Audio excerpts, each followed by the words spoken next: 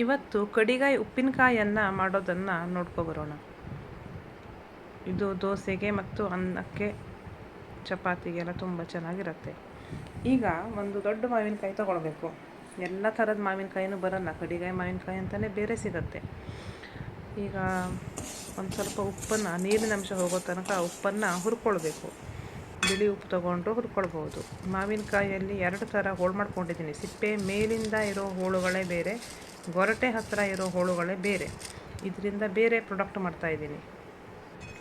ಈಗ ಈ ಮಾವಿನಕಾಯಿ ಹೋಳುಗಳನ್ನು ಹೆಚ್ಚಿಕೊಂಡಿರೋದಕ್ಕೆ ಹುರ್ಕೊಂಡಿರೋ ಉಪ್ಪು ಹಾಕಿ ಸರಿಯಾಗಿ ಮಿಕ್ಸ್ ಮಾಡಿ ಒಂದು ಬಾಕ್ಸ್ಗೆ ಹಾಕಿ 2 ದಿನ ಬಿಡಬೇಕು. ಈಗ ಉಪ್ಪಿನಕಾಯಿಗೆ ಹಾಕೋ ಮಸಾಲಾನ ನೋಡ್ಕೊಬರೋಣ. ಮೆಂತೆ, 1 ಚಮಚ ಮೆಂತೆ ತೊಗೊಂಡ್ರೆ 2 ಚಮಚ ಜೀರಿಗೆ ಮತ್ತು 4 ಚಮಚ ಸಾಸಿವೆ ಕಾಳು ಹಾಕಬೇಕು. ಇದರ ಅಳತೆ ಹೀಗಿದೆ. ಈಗ ಮೆಂತೆನ ಕೆಂಪು ಹುರ್ಕೊಂಡಿದ್ದೀನಿ. ಹುರಿದಾದ್ಮೇಲೆ ಅದಕ್ಕೆ ಜೀರಿಗೆ, ಸಾಸಿವೆ, 4 ಲವಂಗ ಮತ್ತು 10-12 ಕಾಳುಮೆಣಸು ಇವಿಷ್ಟನ್ನು ಹಾಕಿ ಹುರ್ಕೊಂಡಿದ್ದೀನಿ. 1 ಚಿಟಿಕೆ ಓಮ್ ಹಾಕಿದ್ದೀನಿ. ಈಗ ಅದು ಸರಿಯಾಗಿ ಹುರಿದು ಚಿಟಿಪಿಟಿ ಅಂದಮೇಲೆ ಒಂದು ಮಿಕ್ಸರ್ ಜಾರಿಗೆ ಹಾಕಿ ಪುಡಿ ಮಾಡ್ಕೊಂಡಿದ್ದೀನಿ. ತುಂಬ ನೈಸ್ ಪುಡಿ ಆಗಬಾರ್ದು, ಸ್ವಲ್ಪ ತರಿನೇ ಇರಬೇಕು. ಈಗ ನೆಂದಿರೋ ಮಾವಿನಕಾಯಿ ಹೋಳುಗಳನ್ನೆಲ್ಲ ತೆಗೆದಿಟ್ಕೊಂಡಿದ್ದೀನಿ. ಒಂದು ಬಾಣಲೆಗೆ ಎಣ್ಣೆ ಹಾಕಿ, ಸ್ವಲ್ಪ ಜಾಸ್ತಿ ಎಣ್ಣೆ ಹಿಡಿಸುತ್ತೆ ಇದಕ್ಕೆ. ಎಣ್ಣೆ ಕಾದ್ಮೇಲೆ ಸಾಸಿವೆ ಮತ್ತು ಹಿಂಗೆ ಹಾಕಿ ಒಗ್ಗರಣೆ ಮಾಡ್ಕೊಳ್ಬೇಕು. ಈಗ ಒಗ್ಗರಣೆ ಆದಮೇಲೆ ಸ್ಟವ್ ಆಫ್ ಮಾಡಿ ಮಸಾಲ ಐಟಮ್ಸ್ ಎಲ್ಲ ಸೇರಿಸ್ಕೊಳ್ಬೇಕು.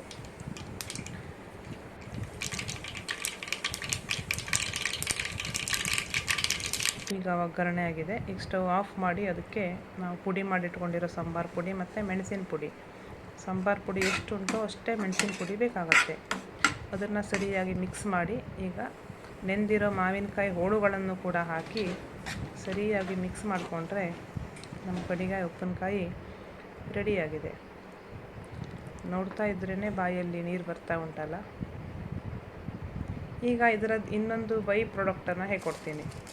ಮಾವಿನಕಾಯಿ ಹೋಳುಗಳನ್ನು ಆವಾಗ ಬೇರೆ ಇಟ್ಕೊಂಡಿದ್ದೀವಲ್ಲ, ಅದರಿಂದ ಮಾಡೋ ಹೆರಿಹಿಂಡಿ ಅಂತ ಹೇಳ್ತೀವಿ ನಾವು. ಈಗ ಇದಕ್ಕೆ ಒಣಮೆಣಸು, ಇದು ತುಂಬ ಖಾರ ಇದೆ. ಆ್ಯಕ್ಚುಲಿ ಹೆರಿಹಿಂಡಿ ಖಾರನೇ ಇರಬೇಕು. ಖಾರ ಇರೋ ಒಣಮೆಣಸು ಹುರ್ಕೊಂಡಿದ್ದೀನಿ. ನೀವು ಬೇಕಿದ್ದರೆ ಮೆಣಸಿನ ಪುಡಿ ಸೇರಿಸ್ಕೊಳ್ಬೋದು. ಆಮೇಲೆ ಮೆಂತೆ, ಸಾಸಿವೆ, ಹಿಂಗು, ಜೀರಿಗೆ ಇವಿಷ್ಟನ್ನು ಹುರ್ಕೊಂಡು ಮಿಕ್ಸರ್ ಪಾತ್ರೆಗೆ ಮಾವಿನಕಾಯಿ ಹೋಳು, ಈ ಹುರ್ಕೊಂಡಿರೋ ಸಾಂಬಾರ ಮತ್ತು ಒಣಮೆಣಸು ಇವಿಷ್ಟನ್ನು ಹಾಕಿ ರುಬ್ಕೊಂಬಿಟ್ರೆ ಮಾವಿನಕಾಯಿ ಹೆರಿಹಿಂಡಿ ರೆಡಿ ಆಗುತ್ತೆ. ಈಗ ರೆಡಿಯಾಗಿದೆ. ಬಿಸಿ ಬಿಸಿ ಅನ್ನಕ್ಕೆ ಮಾವಿನಕಾಯಿ ಹೆರಿಹಿಂಡಿ ಜೊತೆಗೆ 1-2 ಚಮಚ ಕೊಬ್ಬರಿ ಎಣ್ಣೆ ಹಾಕ್ಕೊಂಡು ಊಟ ಮಾಡ್ತಾಯಿದ್ರೆ ತುಂಬ ಚೆನ್ನಾಗಿರುತ್ತೆ. ಮಾಡಿ ನೋಡಿ ಹೇಗಾಗಿದೆ ಅಂತ ಹೇಳಿ.